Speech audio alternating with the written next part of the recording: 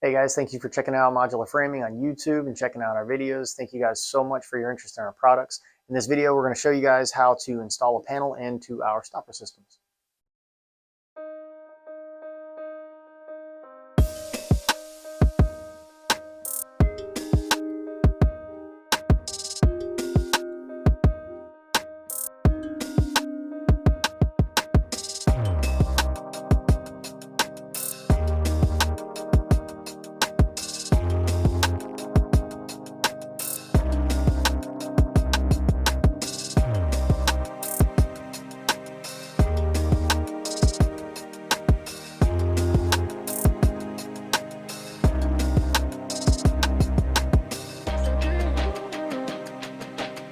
If you have a clip that doesn't fit well because it's open too much, just use a pair of pliers and crimp it down a little bit and it'll allow it to fit into the track more smoothly.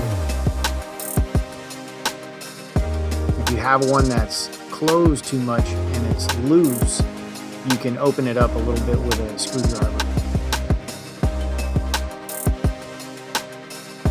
When you're taking the clip out, you can use a screwdriver and a hammer.